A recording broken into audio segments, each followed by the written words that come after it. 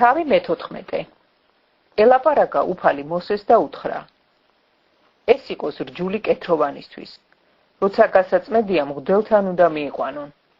გავა მღვდელი ბანაკს გარეთ და გასინჯავს მღვდელი. თუ კეთროვანს მოურჩა კეთრის წყლული, მოაღებინებს მღვდელი გასაწმიდავებლისთვის 2 ცოცხალ წმიდა ფრინველს, კედარის ხეს, ჭიაფერ ნარდს და უსუბს. დააკვლევინებს მღვდელი ერთ ფრინველს თიხის ჭურჭელთან, წყაროს წყალზე. აიღებს ცოცხალ ფრინველს, ნაძვის ტოტს ძოწეულის ნარდს, უსუბს და დაასველებს მათ და ცოცხალ ფრინველს წყაროსთან დაკლული ფრინველის სისხლში. შვიდგზის ასხურებს კეთრისგან განსაწმიდავებელს და გაწმედილად ცნობს მას. ცოცხალ ფრინველს კი მინდორში გაუშვებს. განსაწმიდავებელი გაირეცხავს ტანისამოს, გაიპარსავს მთელს თმას, წყალში განიბანება და გაწმიდავებული იქნება. ამის მერე ბანაკში შევა და 7 დღეს კარვის გარეთ იცხოვრებს. მე-7 დღეს მთლიანად მოიპარსავს თავს, წვერს, წარბებს, მოიპარსავს მთელს თმას, გაირეცხავს ტანისამოს, დაიბანს ტანს წყალში და გაწმიდავებული იქნება. მერვე დღეს აიყვანს 2 საღ მამალ ბატკანს და 1 წელგამოვლილ საღ დედალ ბატკანს.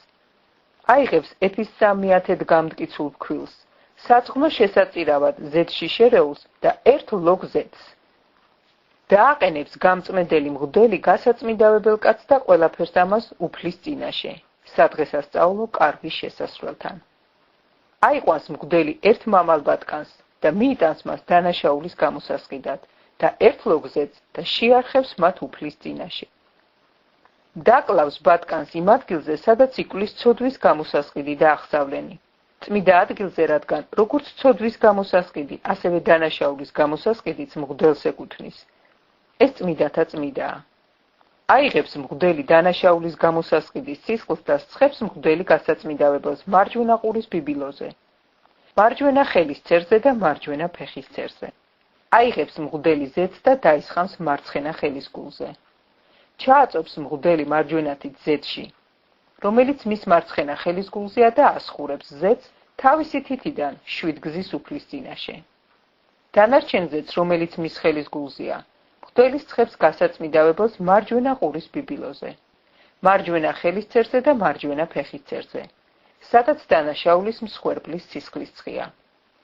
დანარჩენ ზეთს, რომელიც მღვდელის ხელის გულზეა, თავზე სცხებს გასაწმიდავებელს და შეუნდობს მას უფლის წინაშე.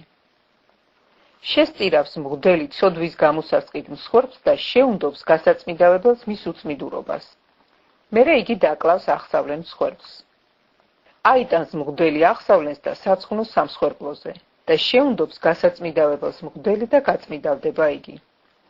თუ იგი ღარიბია და ხელი არ მიუწვდება, აიყვანოს 1 ბატკანი დანაშაულის გამოსასყიდი მსხვერპლის შესარხევად, რომ შეენდოს და ეფისმიათედი გამტკიცული ფქვილი, ზეთში აზელილი საწყნოთ და 1 ლოგი ზეთი, 2 გვიტი ან 2 მტრედის ხუნდი, რაზეც ხელი მიუწვდება, 1 ცოდვის გამოსასყიდი იქნება, მეორე აღსავლენი.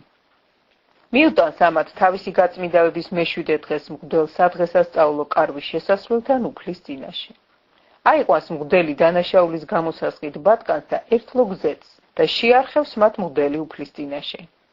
დაკლავს დანაშაულის გამოსასყიდ ბატკანს და აიღებს მღვდელი დანაშაულის გამოსასყიდის სისხლს და სცხებს გასაწმიდავებელს, მარჯვენა ყურის ბიბილოზე, მარჯვენა ხელის ცერზე და მარჯვენა ფეხის ცერზე. ზეთს კი მღვდელი დაეღვრის მარცხენა ხელის გულზე. ასხურებს მღვდელი მარჯვენა ხელის თითით ზეთს, რომელიც მის მარცხენა ხელის გულზეა, 7 გზის უფლის წინაშე.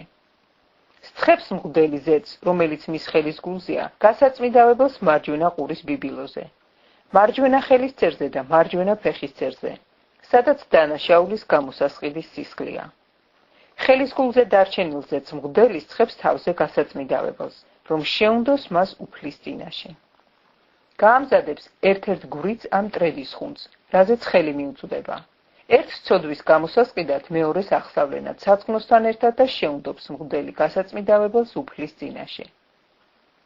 ასეთია რჯული, თუ ვინმეს კეთრის წყლული გამოაჩნდება, მაგრამ გაწმიდავების დროს ხელი არ მიუწვდება.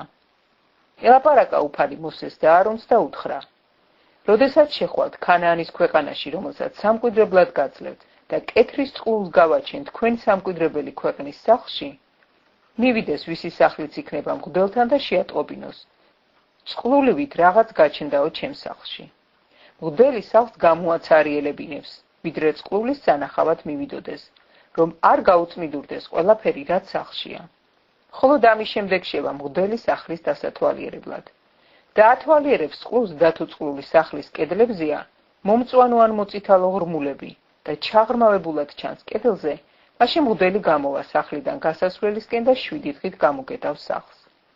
მე-7 დღეს მღვდელი მობრუნდება და დაათვალიერებს.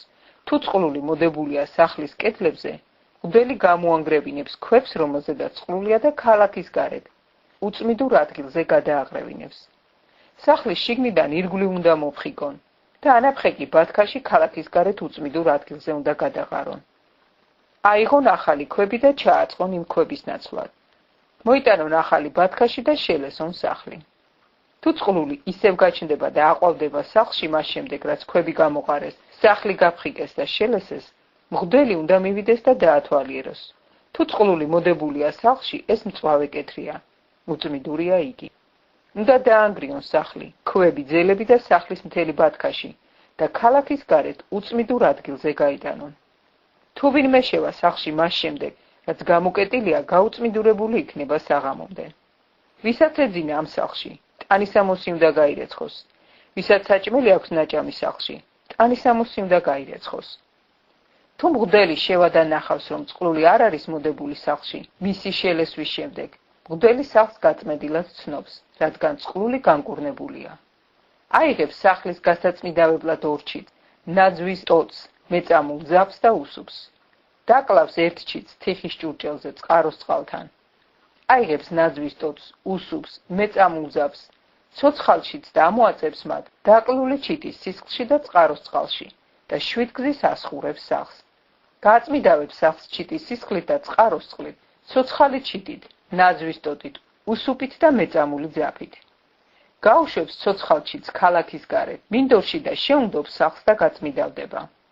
ეს არის რჯული კეთრის ყოველგვარი წყლულისა და მუნისა, ტანისამოსზე და სახლზე მოდებული კეთრისა, სიმსივნისა, ქეცისა და ლაქებისა.